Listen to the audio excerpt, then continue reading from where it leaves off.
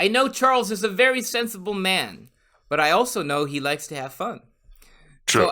So, so out of all the conspiracy theories he has heard of, which is the one that amuses him the most, and which one does he think, in his own judgment, is the most probable to be true? Uh, the one I like the most is the idea that the Freemasons and the Jesuits are in on the great conspiracy together. Why do you like that? Well, it's because it's so crazy. What would make it better would be if there were space aliens involved. Say the Jesuits and the Freemasons are in the pay of the UFO masters. I'd like that a lot more, even. So that would add to it. In terms of the one I think is real, I think that the United States of America have been in a long-term conspiracy to disestablish established faiths wherever they can. In other words, to separate church and state or religion and state from any area that comes under their control.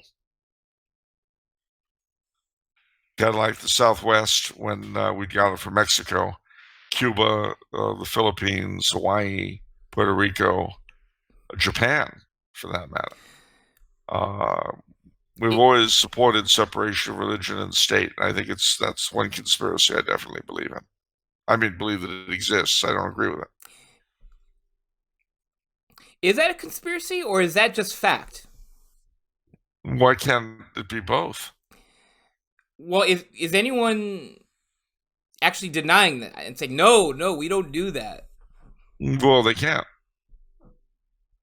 They can't. They can't deny it. But then it's not a conspiracy. There's no cover. Well, it's a conspiracy, and you don't need to cover up. It's a conspiracy in plain sight. They've gotten all of us to go along with it. Okay. We all basically agree with it. Okay. My shout out to my favorite conspiracy. My favorite conspiracy is the one on Sister Lucia, where there are two Sister Lucias. Yes. I guess like Sister Lucia had to be replaced because I guess the new Sister Lucia said that the Russia was consecrated, and so I guess a lot of traditionalists don't like that. So it's got to be like an imposter Sister Lucia to say that. That's a fun one to me. That makes sense. I mean, it's there. Well, now another good one was the Bayside approach that Paul VI was taken prisoner and held captive and replaced by an actor who was the one who brought in the new mass and everything else, and presumably suffered for writing Humanae Vitae instead of the real Paul VI. Now, mind you, that was the supposition of Veronica Lukens, the seeress of Bayside. Now, she got into a fight with an Australian seer who called himself the Little Pebble, and he declared the real Veronica Lukens had also been similarly kidnapped and replaced. Mm. So the real Veronica Lukens was being held with the real Paul VI, because the real Veronica Lukens would never have gotten into a fight with him.